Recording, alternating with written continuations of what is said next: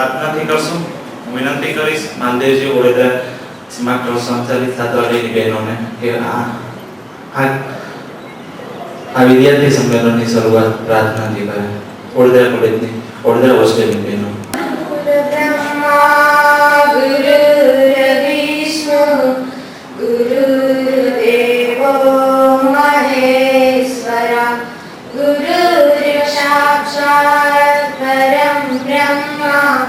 तस्मै श्री गुरुदेव नमः. ओम सहनाववतु सहनो भुनस्तु सह वीर्यं करवावहै तेजस्विनावधीतमस्तु मा विद्विषावहै. ओम शांति शांति शांति.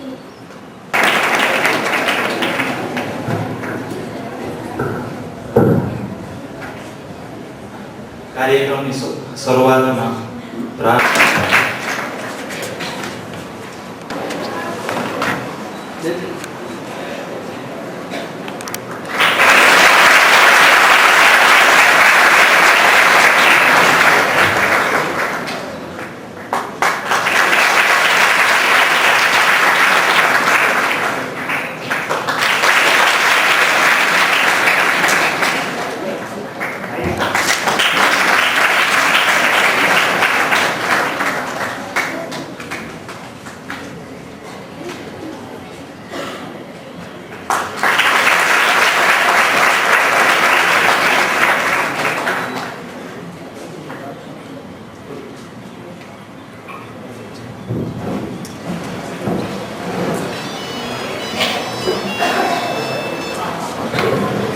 દીપ પ્રાગટ્ય થઈ ગયા પછી હું સ્વાગત પ્રવચન માટે વિનંતી કરીશ મેર વિદ્યાર્થી પરિવારના ભાઈ શ્રી મયુરભાઈ કારાવદરા.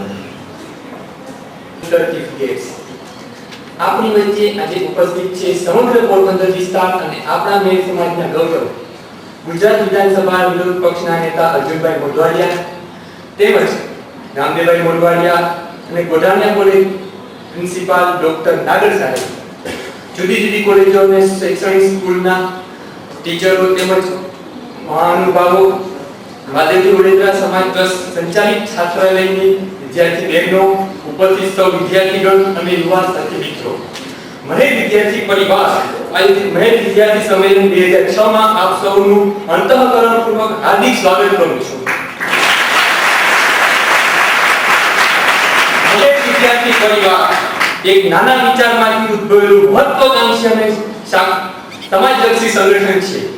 આજે ટેકનોલોજી અને કોમ્પ્યુટરના કારણે સમગ્ર વિશ્વ એક ગામડું બની ગયું છે, પરંતુ લોકો વૈચારિક અને વ્યક્તિગત રીતે દિવસે ને દિવસે એકબીજાથી દૂર થતા જાય છે.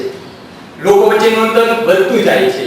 ત્યારે આવા સમયમાં આપણા સમાજમાં સંગઠન, સહકાર અને સેવાની ભાવના આપણા સમાજના આવતીકાલના ભવિષ્યમાં વિદ્યાર્થીઓને ઉભા થાય તે હેતુથી મહેર વિદ્યાર્થી પરિવાર દ્વારા આ વિદ્યાર્થી સંમેલનનું આયોજન કરવામાં આવેલું છે.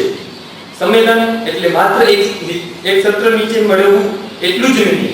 અમારો હેતુ નથી આવનારા દિવસોમાં મહેર વિદ્યાર્થી પરિવાર દ્વારા સમાજલક્ષી તેમજ રચનાત્મક પ્રવૃત્તિઓ કરવાનું અમારું આયોજન છે. ત્યારથી આ ધાર્મિક સંમેલનનું સમાન ચિહ્ન બની જશે.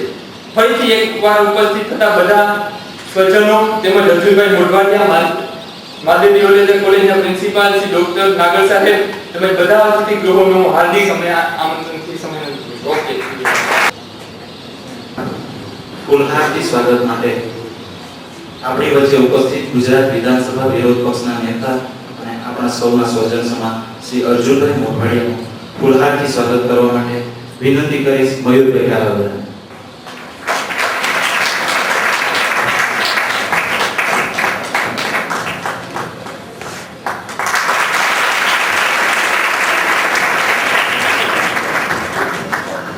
ડોક્ટર વિનોદ કાંતાભાઈ ઓળે.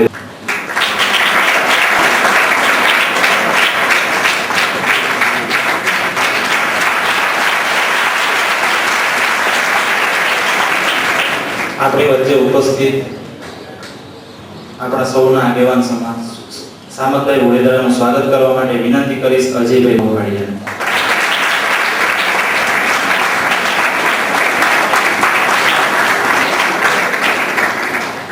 મેયર સુપ્રીમ કાઉન્સિલના અગ્રણી આવડાભાઈ ગોઠાણીયાનું સ્વાગત કરવા માટે હું વિનંતી કરીશ ઉપરભાઈ ઉડેદરા.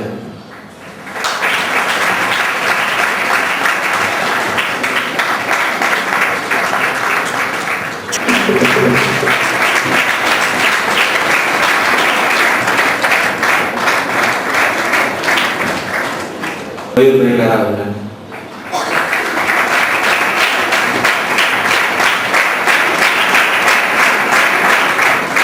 મેં સુપ્રીમ કાઉન્સિલના આગેવાન ડોક્ટર ગોઠાણીયા સાહેબનું સ્વાગત કરવા માટે વિનંતી કરીશ હું કાનાભાઈ બોખીલિયાને.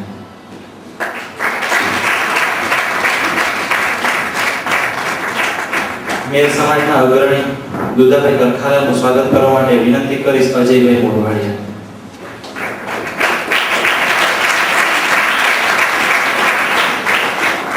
ઉપસ્થિત ગુજરાત વિધાનસભા વિરોધ પક્ષના નેતા અને શિક્ષણ માટે સતત જાગૃત રહેતા આપણા સૌના સ્વજન સમાજ શ્રી અર્જુનભાઈ મોઢવાડિયાને વિનંતી કરીશ કે ઉપસ્થિત વિદ્યાર્થીઓને શબ્દોના માધ્યમ દ્વારા માર્ગદર્શન પૂરું પાડે. શ્રી અર્જુનભાઈ મોઢવાડિયા.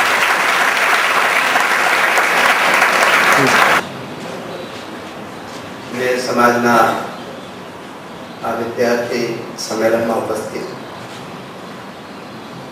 ડૉક્ટર ગોઠાણીયા કોલેજના પ્રિન્સિપાલ ડૉક્ટર નાગર સાહેબ, સામતભાઈ, મોરબી આવડાભાઈ, મોરબી દુદાભાઈ, મોરબી ભીમભાઈ, મેરામણભાઈ, ભાઈ ડૉક્ટર ગોઠાણીયા, ઉપસ્થિત સર્વે આગેવાનો અને પોરબંદરના મેર સમાજના સૌ મારા નાના વિદ્યાર્થી ભાઈઓ અને બહેનો, આખા રાજ્યમાં ઘણી જગ્યાએ યુવાનોની વચ્ચે, વિદ્યાર્થીઓની વચ્ચે સતત જવાનું થતું હોય છે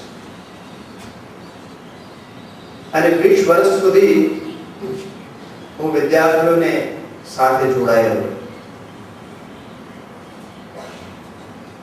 1982 અભ્યાસ પૂરો કર્યો એન્જિનિયરિંગનો. ત્યાંથી શરૂ કરીને લગભગ 2002 સુધી, જ્યાં સુધી વિધાનસભામાં ન ચૂંટાયો ત્યાં સુધી સૌરાષ્ટ્ર યુનિવર્સિટીની સેનેટ અને સિન્ડિકેટમાં પ્રતિનિધિ તરીકે ચૂંટાતો રહ્યો અને એ દરમિયાન સમગ્ર સૌરાષ્ટ્રના વિદ્યાર્થીઓ સાથે એક નાતો ઉભો કરવાનો મને મોકો મળ્યો. પરંતુ એ પછીની ઘટનાઓ એ બની કે વિદ્યાર્થીઓને છોડી અને સાથે રાખી રાજનીતિના વિશાળ ક્લબમાં જવાનો મોકો. મને કલ્પના નહોતી કે ચૂંટાઈશ અને ચૂંટાઈને પછી રાજ્યની જવાબદારી મારા ઉપર આવશે. એને કારણે વિદ્યાર્થીઓ સાથે અને ખાસ કરીને પોરબંદરના વિદ્યાર્થીઓ સાથે અને એનાથી વધારે આ સમાજના વિદ્યાર્થીઓ સાથે જે ચર્ચાનો સેતુ ઉભો થવો જોઈએ, એ સેતુ ઉભો થવાનો બહુ જ ઓછા પ્રસંગો બન્યા છે. કોણ જવાબદાર છે એની ચર્ચા નથી કરતા, પરંતુ વડીલો, વિચારકો અને યુવાનો એની સાથે સતત ચર્ચા ઉભી થતી રહી છે. યુવાનો એને જ કહી શકાય જે યુવાનોના મનની અંદર પ્રશ્નો ઉભા, અને જે યુવાનો પ્રશ્ન ઉભા ન થાય એ વિદ્યાર્થીઓ ન કહી શકાય. યુવાનોના મનમાં હંમેશા પ્રશ્નો અને પડકાર સામે અવાજ ઉઠાવવાની ગતિ હંમેશા ઉભી થતી રહી છે. પરંતુ પોરબંદરમાં વાતાવરણ કંઈક એવું છે કે આપણે આવી ચર્ચાઓ નહીં કરતા. સતત ચર્ચાઓ ઊભી થવી જોઈએ. સતત ચર્ચાના દોરની અંદરથી સામે પડકારો ઊભા થવા.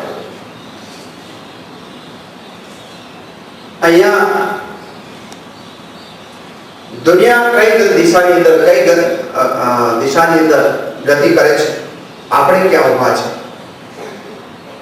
આટલા બધા માધ્યમો હોવા છતાં દુનિયા એક ગ્લોબલ વિલેજ, એક નાનકડું ગામડું બની ગયું હોવા છતાં આપણે ત્યાં સુધી પહોંચી શકતા. વિકાસની અને પરિવર્તનની જે હવા છે એ હવા યુવાનો સુધી, અને એ હવા પહોંચાડવી હશે તો યુવાનોએ, માધ્યમો, અનેક ચિંતકો એ બંનેની સાથે તાદાત્મ્ય સાધવું પડશે. અહીંયા પોરબંદર છે, ચર્ચાની અંદર જે ન ચર્ચામાં રહેવું જોઈએ વધારે રહે છે. પોરબંદરની અંદર કઈ ગેમ સુપ્રીમસીમાં છે, અત્યારે કોણ ચાલે છે, કોણ નથી ચાલતી, એની ચર્ચા કરીએ છીએ. પણ ગુજરાતની દીકરી સુનિતા વિલિયમ ભારતની બીજી અવકાશ યાત્રી બની, એની ચર્ચાઓ નથી કરતા. છાપામાં પણ વાંચ્યું હશે તમે કે ગુજરાતની અંદર એક નાનકડા ગામની અંદર, આપણું સિસલી ગામ હોય કે આ બાજુનું એરડા ગામ હોય, એવા નાનકડા ગામની અંદર કડી તાલુકા, એમાં જન્મેલી દીકરી એ અમેરિકા ગઈ, નાસાની વૈજ્ઞાનિક બની, અને એ સુનિતા એક અઠવાડિયા પહેલા અવકાશની અંદર 6 મહિના સુધી રહેવાની છે. અને કેવી રીતે રહેવાની છે? અહીંયા આપણે ઊભા છીએ, પણ અવકાશમાં ગુરુત્વાકર્ષણ કહેવાય એ ન હોવાને કારણે એ હવાની અંદર તરતી રહે છે. એક જગ્યાએથી અવકાશયાનમાં જે 6 લોકો છે એમાં એક જગ્યાએથી બીજી જગ્યાએ જવાનું હોય, હવાની અંદર તરતું જવાનું એ 6 મહિના કાઢવાનું છે. એની ચર્ચાઓ નથી કરતા, કલ્પના ચાવલાની ચર્ચાઓ નથી કરતા. અને એને કારણે પોરબંદરનો વિદ્યાર્થી છે એ બીજા કરતા થોડો શક્તિશાળી હોવા છતાં પાછળ. આ ભૂમિની અંદર ખૂબ તાકાત પડેલી છે. ભૂતકાળની વાત નથી કરવી, આપણા ગૌરવની, ભૂતકાળના ગૌરવની વાત નથી કરતો. હું તો વર્તમાનની વાત કરવા માંગુ છું. દુનિયા ખૂબ ઝડપથી, એકદમ ઝડપી ગતિથી આગળ નીકળી રહી છે. અને એ વખતે યુવાનીનો જે પીરિયડ છે, એ યુવાનીના પીરિયડ એ દુઃખી થઈને કાઢીશું તો એ ફરી પાછો આવવાનું નથી. અહીંયા બેઠા છે ને ઘણાને એવી ઈચ્છા થાય કે હવે અમને અહીંયા બેસવા પડે તો કેવું સારું. પણ એ બધા પહેલા જેવું છે, આપણે મોટો ઢગો થઈ ગયો હોય અને પછી પાંચિકા રમે તો બધા હસે, એના જેવી અમારી હાલત થાય. એટલે આ પીરિયડ અહીંયા બેસવાનો છે એ ફરી પાછો નથી આવતો. એટલે એને ભરપૂર માણી લેવું છે. માણવું એટલે કેવી રીતે? પાનના ગલા ઉપર આ બહેનો દીકરીઓ છે એને બહુ ચિંતા નથી. અહીંયાથી નીકળીને ઘરે જાય અને પછી ઘરમાંથી છૂટી મળે તો બહુમાં બહુ તહેવારો હોય તો મેળામાં જાય કે ગરબામાં જાય. પણ આપણે શું કરીએ છીએ? આપણે અહીંયાથી છૂટીએ એટલે પાનના ગલા હોય અને ત્યાં જીવનમાં કોઈ ઉપયોગી ન હોય એવી જ બધી ચર્ચાઓ હોય. અને એને કારણે આપણું યૌવન વેડફાઈ જાય છે. અને યૌવનને જો વેડફવું ન હોય તો દુનિયાની સામે, યુવાનોની સામે જે પડકારો છે એ પડકારોને ઉઠાવતા શીખવું પડશે. કોલેજમાંથી છૂટી અને કેટલા લાઇબ્રેરીમાં ગયા જાય છે. કેટલી લાઇબ્રેરીઓ છે આપણી પાસે? ઢગલાબંધ છે. હું તો પોરબંદરની જ વાત કરું છું, બીજા કોઈની વાત નથી કરતો. આખી આખી દુનિયાના ચિંતકો મહાત્મા ગાંધીને વાંચે છે. આખી દુનિયાના જ્યાં જઈએ ત્યાં. હું હમણાં ગાંધીનગર રહું છું. જર્મનીથી ચિંતકો આવે અને ગાંધીની ચર્ચા આપણી સાથે કરવા આવે. રશિયાના ચિંતકો આવે, અમેરિકાના ચિંતકો આવે, આપણી સાથે એની ચર્ચા કરે. એને કારણે મારે તૈયાર થવું પડે ગાંધીજીની બાબતમાં, કારણ કે હું તો ગાંધીજીની જન્મભૂમિમાંથી આવેલો છું. આપણે માત્ર ગાંધીને એટલા માટે ઓળખીએ કે લગેરો મુન્નાભાઈ હમણાં આપણે જોયા. હું તો એને ધન્યવાદ આપું કે આવું સારું ફિલ્મ એને પણ બનાવ્યું. પણ માત્ર એનાથી નહીં, જિંદગીમાં સૌથી વધારે જો સમૃદ્ધ થવું હશે તો વાંચન વગર સમૃદ્ધ. વાંચવું એટલે ખાલી જઈ પેપર કે અકેલા પેપર વાંચવું એને વાંચવું ના કહેવાય. આ યુવાનીનો પીરિયડ છે, એમાં જરૂરથી આ વાંચવું જોઈએ. એ વાંચતા નિશાળેથી કે કોલેજથી નીકળીને કોઈ લાઇબ્રેરીમાં જતો નથી. અને નિશાળેથી અને કોલેજમાંથી જઈએ એના પછી તો કોઈ મેદાનમાં જતો નથી. હમણાં મને આનંદ એ વાતનો થાય કે હું ક્યાંક સાંભળું છું કે આપણી દીકરી છે કોક ઓલિમ્પિકની અંદર સ્ટેટ લેવલે કોક રમતગમતમાં દોડવીરમાં ફર્સ્ટ આવી. હમણાં કોઈ કીધું કે આપણે બે ત્રણ દીકરીઓ છે જુડોની અંદર ફર્સ્ટ આવે છે. છોકરાઓ છે ક્યાં એ ક્રિકેટની અંદર કે બીજાની અંદર પરફોર્મ કરે છે. પણ એટલાથી અટકવાનું નથી. શારીરિક શક્તિ ખૂબ જબરજસ્ત થાય છે, પણ એ જબરજસ્ત શક્તિનો ઉપયોગ માત્ર પાનના ગલા ઉપર કરીએ તો આપણું જીવન દડકાઈ જવાનું છે. અને એટલા માટે ક્લાસરૂમની બહાર નીકળ્યા એટલે પડકાર લાઇબ્રેરીમાં પડેલો છે, પડકાર મેદાનમાં પડેલો છે, અને પડકાર ક્યાંક સ્ટેજ ઉપર પડેલો છે. ભાઈ કારાવદર અહીંયા સ્વાગત કરવા ઉભો થયો, મને આનંદ થયો કે સારું બોલતા શીખે છે છોકરાઓ. અને એવું નથી, પહેલી વખત હું એન્જિનિયરિંગ કોલેજમાં ગયો, પહેલી વખત બોલવા ઉભો થયો ત્યારે પગ ધ્રુજતા. બધાને તરત આવડી ગયેલો શીખીને આવે છે એવું નથી હોતું, બધાને એવી જ રીતે શીખતા હોય છે. પણ આત્મવિશ્વાસ હોવો જોઈએ કે નહીં, મારે શીખવું જ છે, ભલે ને હશે બેગડીમાં શું વાંધો છે. એટલે આ જે ત્રણ ક્ષેત્રો છે જીવનની અંદર બહાર નીકળીએ ત્યારે લાઇબ્રેરી, સ્ટેજ અને મેદાન, એના પોરબંદરના આપણા સમાજના વિદ્યાર્થીઓ ઉપયોગ. હમણાં થોડા રાસની અંદર ને એમાં ભાઈઓ અને બહેનો બધા થોડા પ્રાવીણ્ય પ્રાપ્ત કરે છે. અને સૌથી મહત્વની વાત છે એ ભણવાની વાત છે. યુવાનીની અંદર ભણ્યા નહીં તો પછી કશું જ કામ આવે. અને લક્ષ્ય છે હંમેશા એ એક લક્ષ્ય રાખીને જીવવું. બીએ બીકોમ આપણે કે બીએસસી થવાનું લક્ષ્ય નથી, જીવનમાં સફળ થવાનું લક્ષ્ય. અને એટલા માટે ત્યાં કહ્યું છે કે નિશાન ચૂક માં પણ નહીં માં નીચું નિશાન. નિશાન તો એવડું મોટું રાખવું જોઈએ કે મારે આઈએએસ થવું છે, આઈપીએસ થવું છે, મોટા બિઝનેસમેન થવું છે. આ કાંઈક થવું હોય, ઊંચું નિશાન તાકવું હોય તો આપણે જ્ઞાનથી સમૃદ્ધ થવાનું છે. અને જે લોકો જ્ઞાનથી સમૃદ્ધ થશે એને કોઈ દુનિયાની અંદર આપી શકવાનું. અને એટલા માટે જે અહીંયા યુવાન ભાઈઓ અને બહેનો અહીંયા આવ્યા છે એને મારી વિનંતી જ્ઞાનથી સમૃદ્ધ થવાની છે અને પછી અનુભવથી સમૃદ્ધ થવાની છે. હમણાં કમનસીબી છે કે આપણે વાંચતા નહીં તો હમણાં દર વર્ષે અમદાવાદની ઇન્ડિયન ઇન્સ્ટિટ્યૂટ ઓફ મેનેજમેન્ટ નામની સંસ્થા છે, વિશ્વ વિખ્યાત સંસ્થા છે. અને એનો એક વિદ્યાર્થી એમાંથી પાસ થાય એટલે એનો વર્ષનો પગાર કેટલો આવે? પહેલો હાથમાં પડી કેટલા રૂપિયામાં આવે પગાર? તો કે ઓછામાં ઓછા વર્ષના 12 લાખથી શરૂ કરી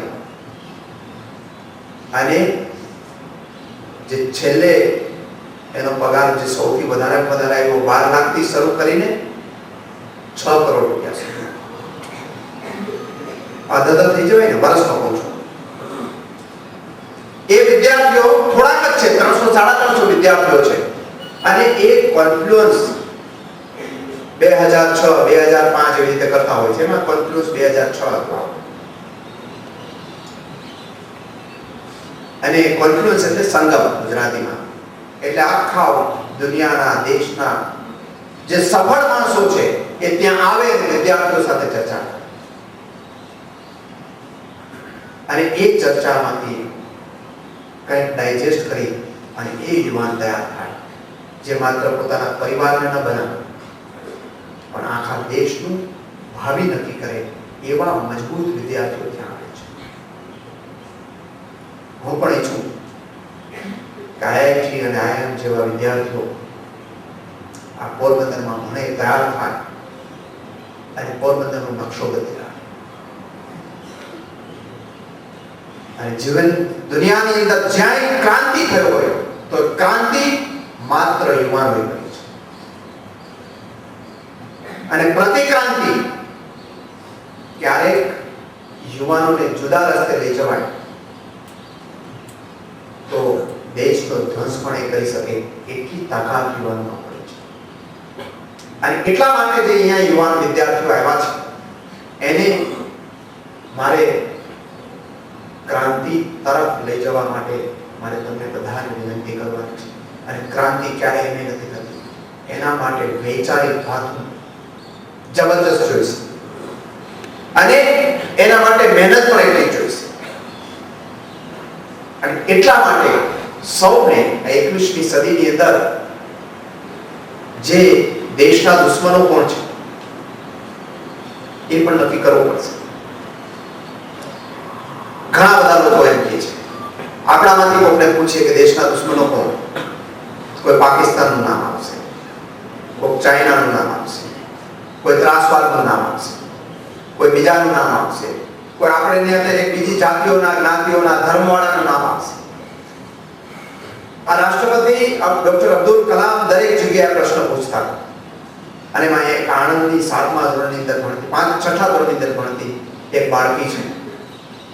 એને પૂછ્યું કે આ દેશના દુશ્મન કોણ છે તો એને જે જવાબ આવ્યો એ હતો કે આ દેશના દુશ્મન છે એ અજ્ઞાન અને ગરીબી છે.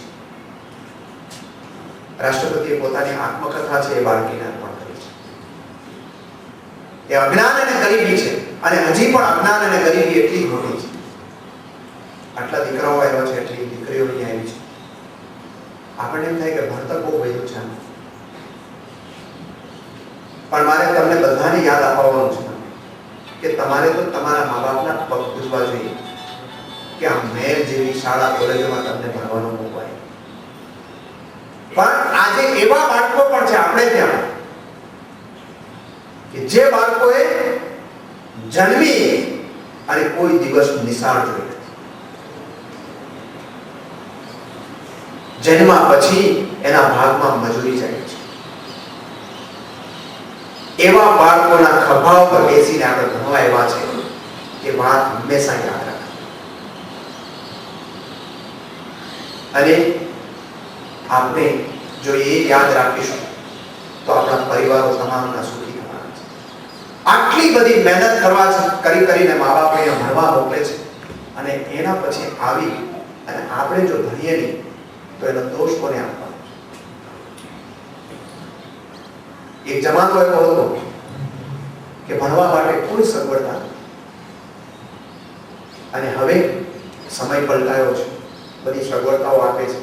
હોસ્ટેલો છે, ત્યાં અપડાઉન કરવા માટેની સગવડતાઓ છે, સારામાં સારી શાળા કોલેજો છે અને છતાં આપણે એમાં જે સગવડતાઓ મળી છે એનો પૂરો લાભ પ્રાપ્ત થાય. અને ભણ્યા પછીના પડકારો પણ જબરજસ્ત છે. બધા એમ કે છે કે નોકરીઓ ઘટી ગઈ છે, પણ ભણવા માટે ભણીએ એટલે નોકરીઓ જ મળવાની છે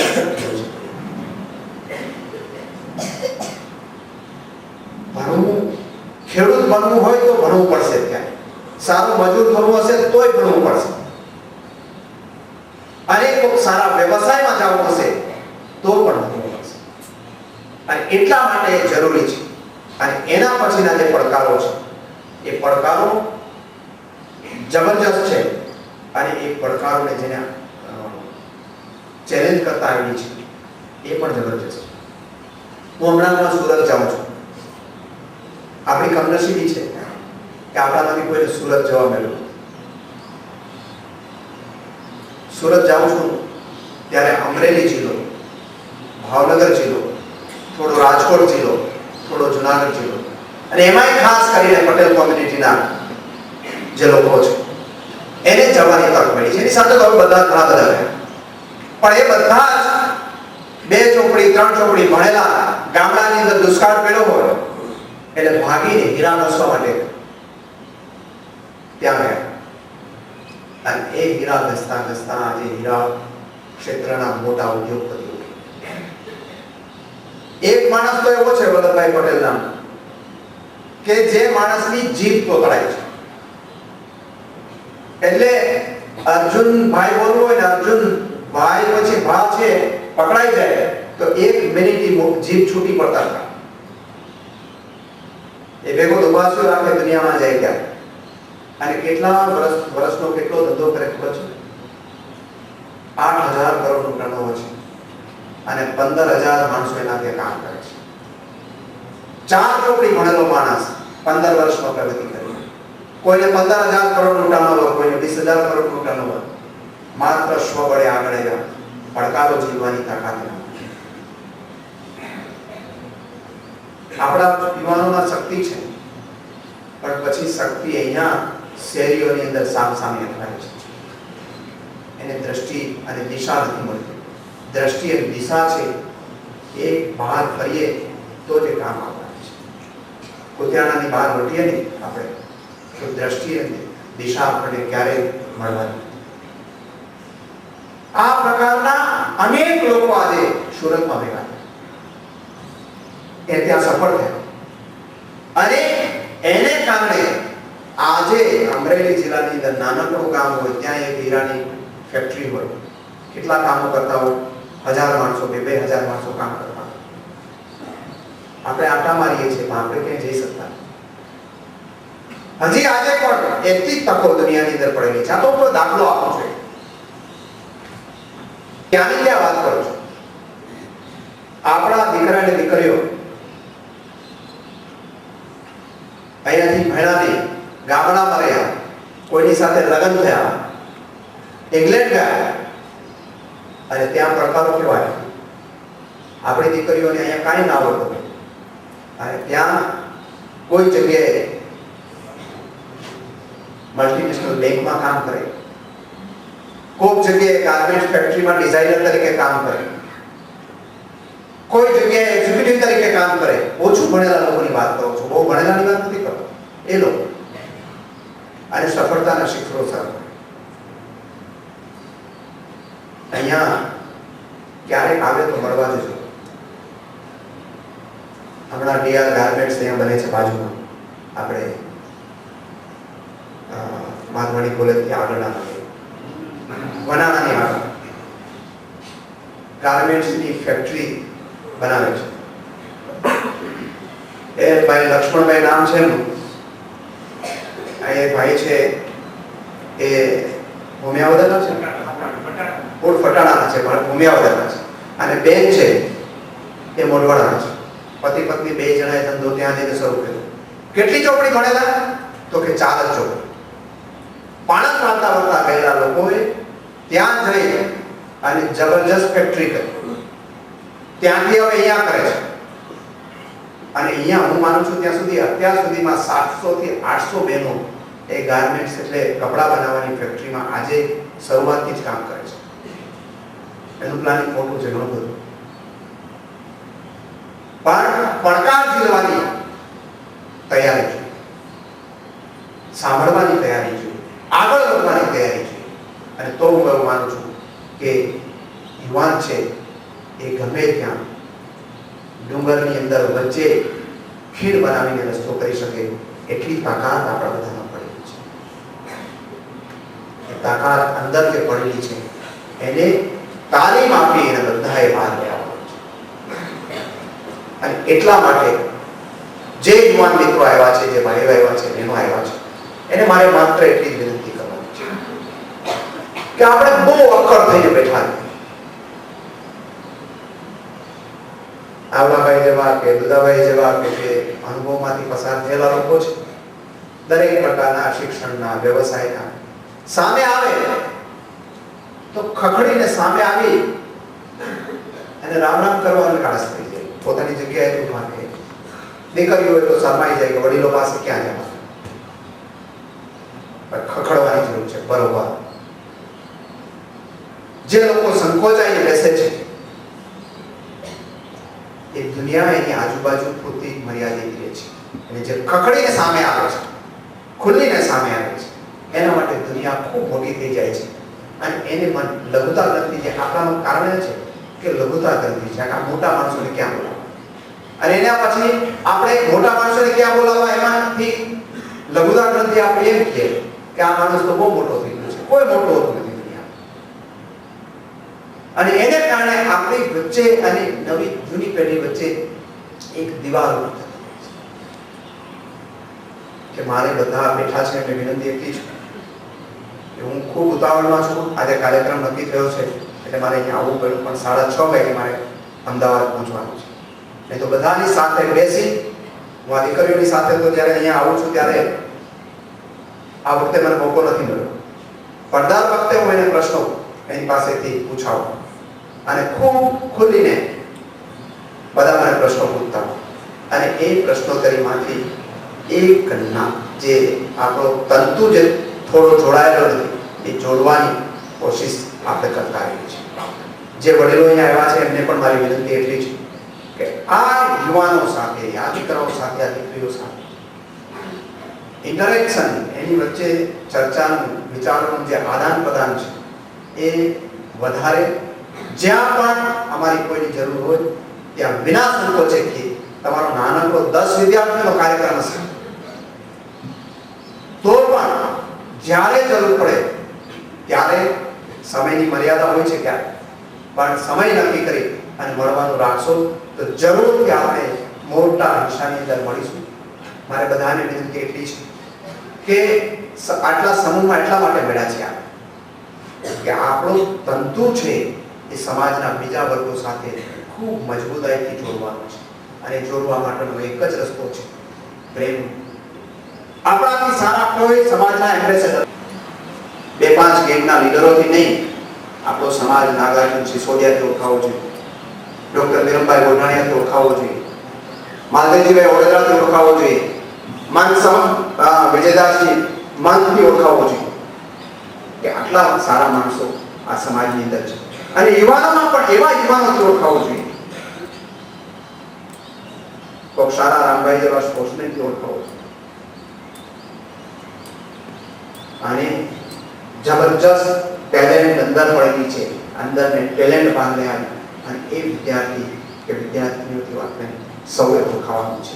અને એ ઓળખ ઊભી કરવાની જવાબદારી આપણા સૌની છે. અને હું ભગવાન તમને આ ઓળખ ઊભી કરવામાં પરમ કૃપાળુ પરમાત્મા ખૂબ શક્તિ આપે એવી પ્રાર્થના કરું છું.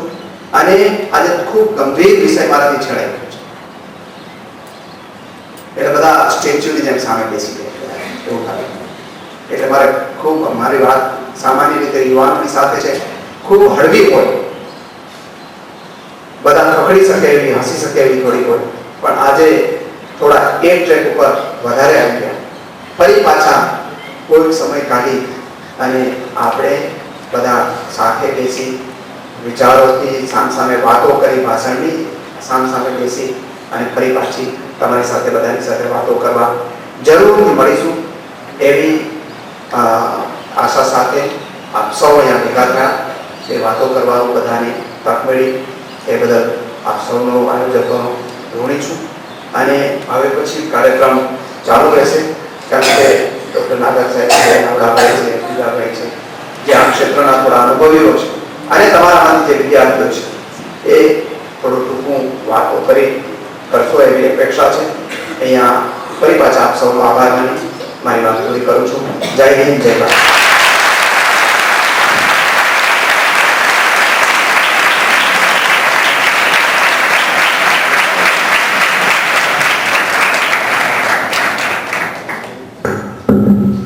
આપણા સૌના લાભ અને ખૂબ ઉપયોગી થાય એવી વાત શબ્દોના માધ્યમ દ્વારા કરી ખૂબ જ વ્યસ્ત સમયમાં હોવા છતાં આપણા આમંત્રણને માન આપી ઉપસ્થિત રહેવા બદલ હું એ વિદ્યાર્થી પરિવાર વતી એમનો અંતઃકરણપૂર્વક આભાર માનું છું. Thank you Arjunbhai.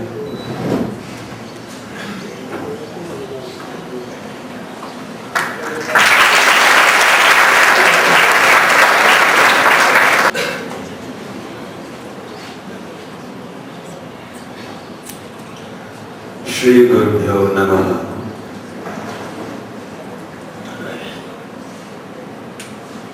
मंच पर विराजमान तथा मंच के सामने बैठे हुए सज्जन तथा विद्यार्थीगण,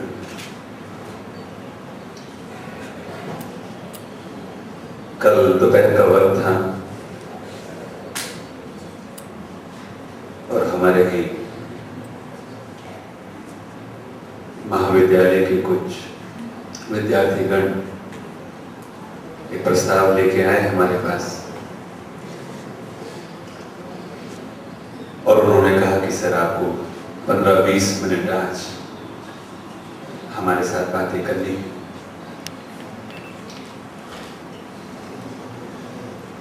जिस सहजता के साथ और जिस भरोसे और विश्वास के साथ उन्होंने प्रस्ताव रखा, हम प्रयत्न करेंगे कि उस विश्वास, उस भरोसे को हम सार्थक कर सकें. आज का दिन एक विशेष दिन इसलिए है क्योंकि ये विद्यार्थियों का सम्मेलन है और जब हम आपको संबोधित कर रहे हैं तो भूमिका मात्र पोरबंदर अथवा डॉक्टर वीरमबाई गोडानिया कॉलेज के विद्यार्थी गणों तक सीमित नहीं, बल्कि भूमिका में समस्त विश्व के विद्यार्थीगण,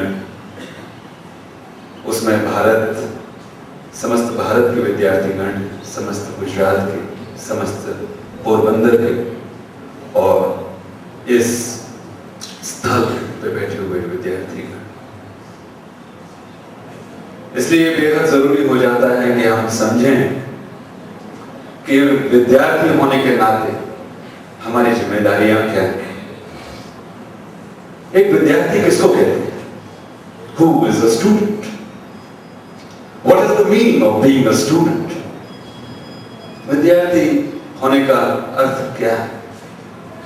विद्यार्थी किसे कहते हैं? इस प्रश्न का उत्तर देने का हम प्रयास करेंगे.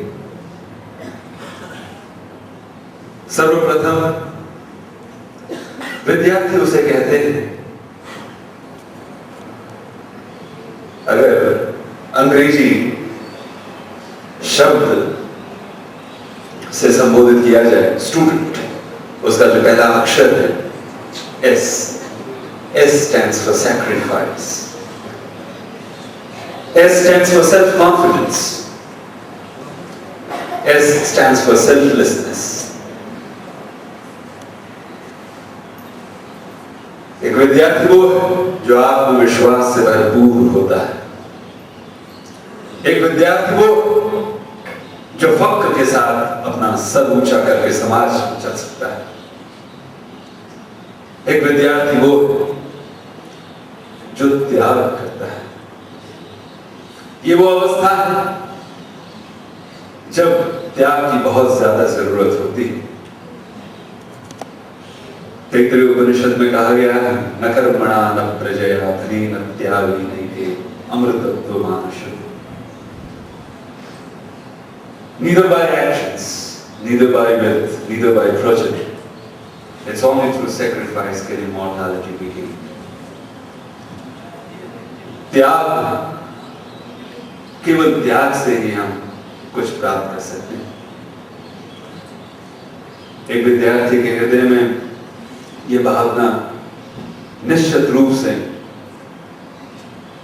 विराजमान होनी चाहिए कि ये जो दौर है, विद्यार्थी जीवन का ये दौर है, एक ऐसा दौर है जिसमें हर पल, हर क्षण हमें त्याग करना है। और जब हम त्याग की बात कर रहे हैं तो एक दिनचर्या की बात कर रहे हैं। बड़े सटीक रूप से हमें हमारी दिनचर्या तय होनी चाहिए। किस वक्त हमें उठना है, किस वक्त हमें अध्ययन करना है और किस वक्त विश्राम करना है। और केंद्र में सिर्फ अध्ययन, अध्ययन और अध्ययन। एक सूत्रता के साथ, एक लक्ष्य के साथ हमें अग्रसर होना है। ये बड़ा अमूल्य जीवन है, जैसे कि माननीय अभी अर्जुन भाई ने बात कही कि ये वो अवसर है, ये वो दौर है जीवन का जो पुनः लौट के नहीं आता है। इसलिए इसकी गंभीरता समझना बेहद जरूरी है।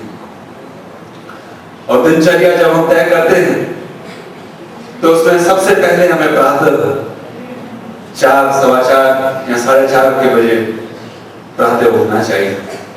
We should get up early in the morning. ब्रह्म मुहूर्त में हमें उठना चाहिए। आलस से त्यागना चाहिए। प्रातः उठ के हमें व्यायाम वगैरह अपने करने चाहिए और 1 घंटे तक एक चित्त होके हमें अध्ययन करना चाहिए। For morning is the time when the gods are awake. प्रातः वो वक्त है जब स्वयं देवी देवता जागृत रहते हैं। और श्री अरविंद ने बड़े बेहतरीन अंदाज से सावित्री नामक महाकाव्य में कहा कि इस वक्त अगर आप जागृत होते हैं और अध्ययन करते हैं तो पूरे दिन में जो आप अध्ययन अध्यापन करेंगे उसका जो सार है, उसका जो निचोड़ है, अगर उसे कंठाग्र करना है तो वो 1-2 घंटे में आप कर सकेंगे। तो आलस्य का त्याग करना चाहिए। एक सच्चा विद्यार्थी वो है जो आलस्य का त्याग करे। ज्यादा गहराई में हम नहीं जाएंगे, लेकिन एक दिनचर्या एक विद्यार्थी की हमेशा निश्चित होनी चाहिए कि इस वक्त हमें उठना है, इतने बजे से इतने बजे तक अध्ययन करना है और इतने बजे से इतने बजे तक हमें विश्राम करना है। ईश्वर ने बड़े सोच समझ के रात बनाई, इसलिए रात का जो वक्त है उसमें एक मर्यादित मात्रा में हमें आराम करना चाहिए। दिन में बिल्कुल आराम नहीं करना चाहिए, आराम का त्याग करना चाहिए। सबसे पहली बात, सबसे अहम बात, सबसे जरूरी बात यह है कि एक सच्चा विद्यार्थी का सबसे पहला लक्षण है कि वो अपने आलस्य को त्यागे। एक विद्यार्थी में आलस बिल्कुल नहीं होना चाहिए। That's the first definition of being a student. जो दूसरा शब्द है स्टूडेंट में वो है टी। टी का अर्थ है ट्रांसफॉर्मेशन। जहां हम त्याग करते हैं, त्याग के साथ साथ परिवर्तन बेहद जरूरी। ऐसा कहा जाता है शिक्षण जीवन के लिए, जीवन व्यापन के लिए।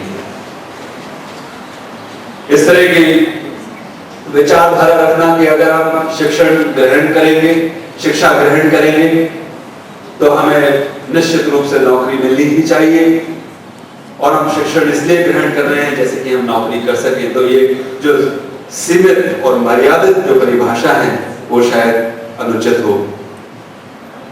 शिक्षण जीवन के लिए it is saying that transformation, not information. सिर्फ इकट्ठा करना, सारा जानकारी इकट्ठा करना, जानकारी को सुसज्जित करना, वो शिक्षण नहीं। परिवर्तन हर पल, हर क्षण। आदरणीय अर्जुन भाई ने बहुत ही बेहतरीन बातें करी। उन 10-15 मुद्दों में से अगर 1-2 मुद्दों को भी अगर हम अपने जीवन में उतारें तो सही मायने में हम अपने आप को विद्यार्थी कह सकेंगे। परिवर्तन ऐसा नहीं है कि एक लंबे अंतराल के पश्चात हमारे जीवन में आए।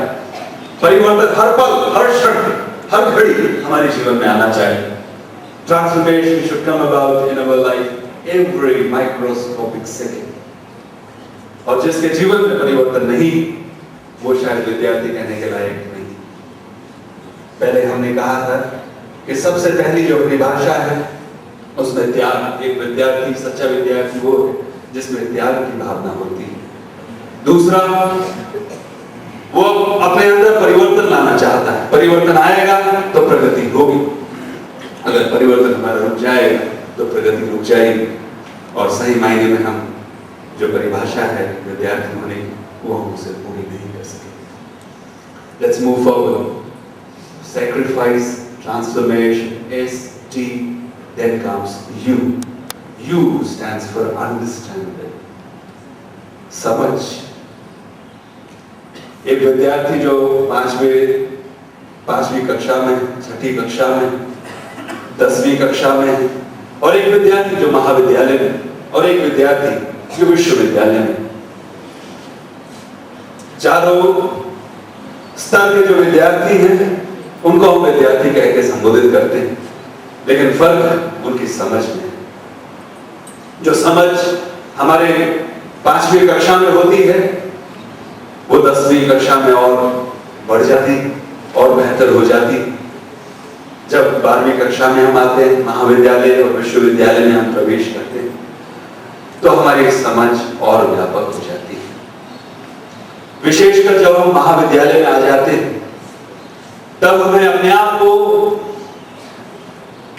अपने अंदर एक इस तरह की समझ से परितोषित करना है कि हम मात्र ये समस्त राष्ट्र के लिए जो जिस प्रकार के नागरिकों की आवश्यकता है, उन नागरिकों की परिपूर्ति करने के लिए